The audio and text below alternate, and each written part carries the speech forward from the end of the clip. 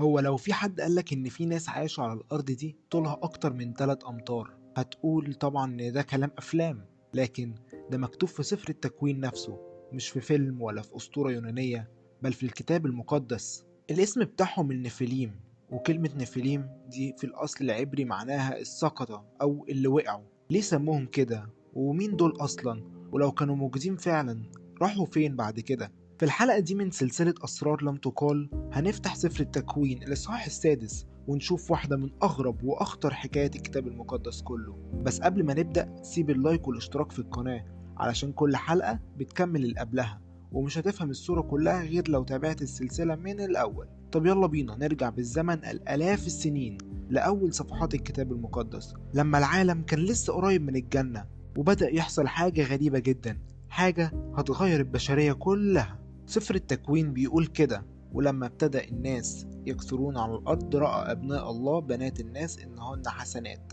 فاتخذوا لأنفسهم نساء من كل ما اختاروا. الكلام ده غريب صح؟ مين هم أبناء الله دول؟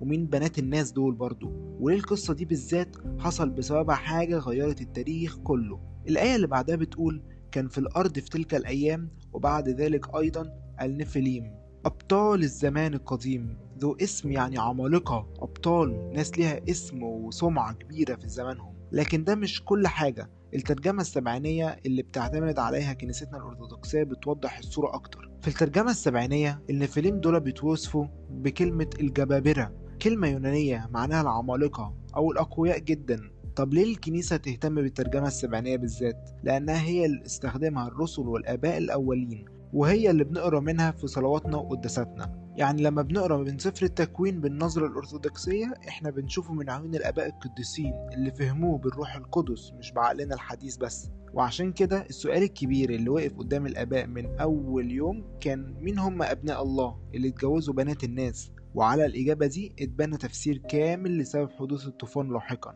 فاستنى وهتعرف ليه. في الحقيقة في تفسيرين قدام الكنيسة من أول قرونها، وكل واحد فيهم ليه حكاية تانية خالص. التفسير الأول وهو الأقدم كان شائع في القرون الأولى المسيحية، إن أبناء الله دول هم ملائكة سقطوا من السماء. التفسير ده اعتمد جزء منه على سفر أخنوخ، وهو كاتب قديم جدا مش معترف به في الكتاب المقدس عند الأرثوذكس، لكن بعض الآباء الأولين قرأوا واستشهدوا به. وحتى الرسول يهوذا في رسالته في العهد الجديد بيتكلم عن ملائكة لم يحفظوا رؤساتهم بل تركوا مسكنهم وحفظهم الله تحت الظلام إلى الدينونة اليوم العظيم. فبعض الآباء الأولين زي القديس يوستينوس الشهيد فهموا الآية دي على إنها بتتكلم عن نفس حادثة سفر التكوين. بس كنيستنا الأرثوذكسية وعلى رأسها القديس يوحنا ذهبي الفم رفضت التفسير ده بشكل قاطع. ليه؟ لأن سيدنا يسوع المسيح نفسه قال في إنجيل متى: في القيامة لا يزوجون ولا يتزوجون بل يكونون كملائكة الله في السماء. يعني الملائكة بطبيعتها الروحية ملهاش جسد يتجوز أو يخلف بيه، فإزاي ملائكة يتجوز واحدة من بنات البشر وينجب منها عمالقة؟ القديس يوحنا ذهبي الفم قال كلام قوي جدا في عظاته على سفر التكوين، إن اللي يقول إن الملائكة اتجوزوا نساء بيقع في ضلال خطير. فجه التفسير التاني وهو اللي اعتمده الكنيسة الأرثوذكسية بشكل رئيسي، وإن أبناء الله مش ملائكة، دول نسل النبي شيث. فاكر النبي شيث؟ هو الابن الثالث لآدم وحواء اللي اتولد بعد ما هابيل اتقتل على إيد قايين. نسل شيث كانوا الخط البار اللي فضل بيعبد الله ويحافظ على الإيمان والصلاة من جيل لجيل. أما بنات الناس فهم بنات نسل قايين اللي قتل أخوه وأسس حضارة بعيدة عن الله مليانة فخر وعنف وانتقام. يعني الحكاية مش عن ملائكة وبني آدم، الحكاية عن اختلاط النسل البار بالنسل الشرير واختفاء الحدود اللي كانت بتحمي الإيمان. ولما حصل الاختلاط ده الجيل اللي طلع كان جيل غريب، أقوى وأعنف وأبعد عن الله من أي جيل قبله، وهو دول النفليم. يبقى النفليم مش بالضرورة عمالقة بالطول الجسدي بس، دول كانوا عمالقة في الكبرياء، عمالقة في العنف، عمالقة في البعد عن الله. القديس يوحنا الدمشقي في كتابه المائة مقالة عن الإيمان الأرثوذكسي بيوضح إن الملائكة كائنات روحية بحتة خلقها الله بلا جسد ولا جنس، وده بيأكد إن أي تفسير يحط الملائكة في موقف بشري زي الزواج والتناسل بيكون بعيد عن الفهم الأرثوذكسي الصحيح لطبيعة الملائكة. طب وبعدين، هل فعلا كان في عمالقة بالطول كمان؟ ولا الموضوع كله رمزي وبس؟ خلينا نكمل ونشوف. سفر التكوين بعد كده بيقول حاجة مرعبة جدا، ورأى الرب أن شر الإنسان قد كثر جدا في الأرض، وأن كل تصور أفكار قلبه إنما هو شرير كل يوم. فكر معايا في الجملة دي، مش بعض أفكار الإنسان كانت شريرة، ده كل تصور، كل فكرة، طول اليوم، كل يوم.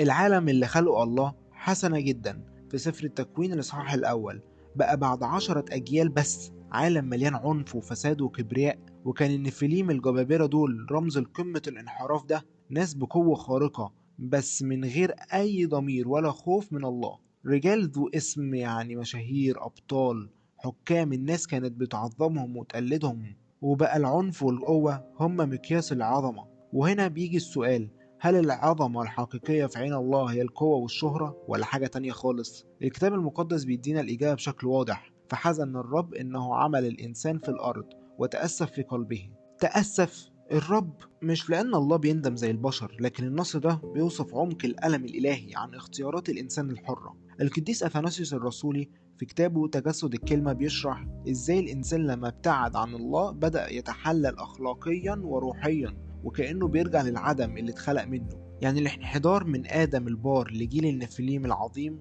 العنيف مش مجرد حكاية، ده وصف المرض روحي بيتفاقم لما الإنسان يسيب يد الله. وعشان كده القرار اللي هياخده الله بعد كده، اللي هنتكلم عنه بالتفاصيل في الحلقة الجاية، ما كانش قرار غضب عشوائي، كان قرار جراحة زي طبيب بيشيل عضو فاسد عشان يحمي باقي الجسم. ودي حكاية الطوفان اللي جاية.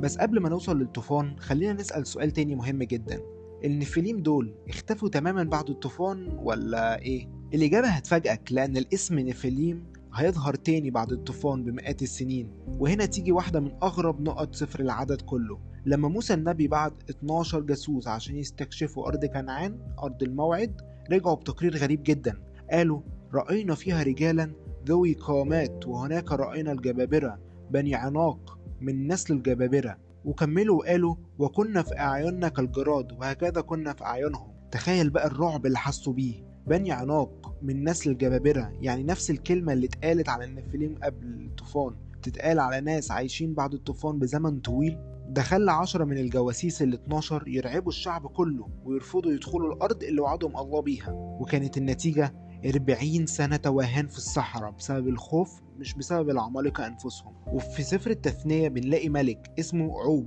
ملك باشان، آخر واحد من بقايا الرفائيين، فرع تاني من العمالقة. سريره من الحديد، طوله 9 أذرع وعرضه 4 أذرع، يعني تقريبا 4 أمتار طول. حاجة صعب نتخيلها بمقاييسنا. طب ازاي ظهر عمالقة تاني بعد الطوفان اللي هو على حسب الفهم العام مسح كل حاجة على الأرض؟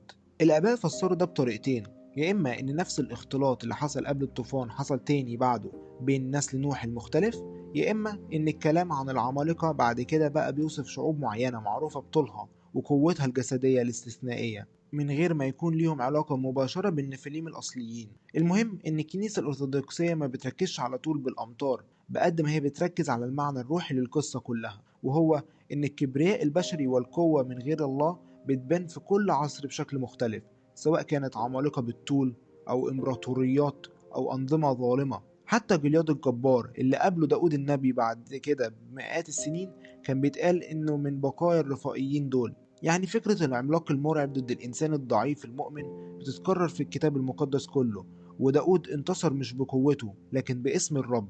طب إيه العلاقة بين كل ده وبين حياتنا إحنا دلوقتي؟ ليه القصة دي جزء من سلسلة أسرار لم تقال؟ لأن القصة دي بتكشف لنا حاجة عميقة جدا عن طبيعة الخطية وإزاي بتتنشر زي الوباء. القديس غريغوريوس اللاهوتي بيقول إن الله أعطى حرية كاملة للإنسان عشان المحبة الحقيقية لازم تكون بالاختيار مش إجبار. بس الحرية دي لما بتتفصل عن الله مش بتفضل حرة، بتتحول لعبودية، عبودية للشهوة، للكبرياء، للعنف. وقصة النفليم بتورينا بالضبط الصورة دي، ناس استخدموا حرية اختيارهم علشان يبعدوا أكتر وأكتر عن خالقهم لحد ما بقوا عمالقة في كل حاجة إلا في علاقتهم بالله. القديس يوحنا الدمشقي بيقول إن الشيطان نفسه ما كانش وحش من البداية، كان ملاك نوراني، لكنه استخدم حريته بشكل غلط وبقى رمز للكبرياء. يعني نفس السقطة اللي حصلت لإبليس زي ما اتكلمنا في الحلقة الأولى عنها بتتكرر بشكل تاني مع جيل النفليم. السقطة من النور للظلام مش بتحصل فجأة،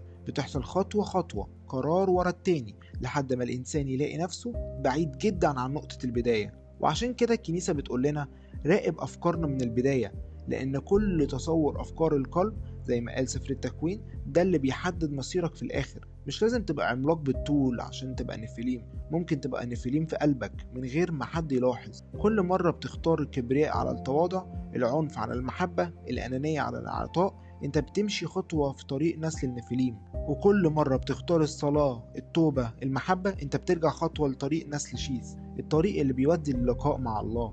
القديس أثناسوس بيقول إن خلاصنا مش مجهودنا لوحدنا، لكن بنعمة المسيح اللي اتجسد علشاننا عشان يرفعنا من السقطة دي. يعني الحكاية مش عمالقة وملائكة وأساطير قديمة بعيدة عننا، الحكاية عن أنا وإنت وكل قرار بناخده النهاردة. وده بالظبط سبب وجود الكنيسة، الأسرار المقدسة والصوم والصلاة كلها وسائل بترجعنا للطريق الصح، طريق نسل شيث. طب لو الكبرياء والعنف وصلوا للدرجة دي قبل الطوفان، الله عمل إيه بالظبط؟ هل أبدهم كلهم فعلا؟ وهل نوح وعيلته كانوا الوحيدين اللي فضلوا على طريق الصح؟ ولو ليه الله ما رحمش حتى الأطفال؟ الأسئلة دي مش سهلة، وكتير مننا بيهرب منها لأنها بتبان قاسية على الله. بس الكنيسة الأرثوذكسية ما عندهاش مشكلة إنها تواجه الأسئلة الصعبة دي. وعشان كده في الحلقة الجاية من سلسلة أسرار لم تقال هنتكلم عن واحدة من أكتر القصص إثارة للجدل في التاريخ، الطوفان. هنسأل ليه الله قرر يبيد البشرية كلها؟ هل كان غضب ولا حب نوع تاني خالص؟ وهل الطوفان كان عالمي فعلا ولا محلي؟ وإيه رأي الآباء القديسين في الموضوع ده؟ الأسئلة دي وأكتر هنجاوب عليها في الحلقة الجاية. الطوفان لماذا أباد الله البشرية كلها؟ لو الحلقة دي فتحت في دماغك أسئلة جديدة اكتب لي في الكومنتات ايه رأيك، هل العمالقة دول كانوا فعلا موجودين بالشكل ده؟ ولو حابب تكمل معانا الرحلة دي في أسرار لم تقال اعمل لايك واشتراك في القناة وفعل الجرس علشان توصلك كل حلقة أول لما تنزل. وزي ما قلنا في الحلقة اللي فاتت احنا مش بنحكي حكايات عشان نخوف بس، احنا بنرجع للمصدر للكتاب المقدس والفهم آباء القديسين. عشان في عالم مليان بأفكار غريبة عن النفليم والعمالقة والفضائيين، صوت الكنيسة الأرثوذكسية الحقيقي يفضل واضح وثابت. شكرا انك وصلت للنهاية، ربنا يباركك حياتك. وفي الحلقة الجاية هنفتح أبواب الطوفان سوا، ما تفوتش الميعاد.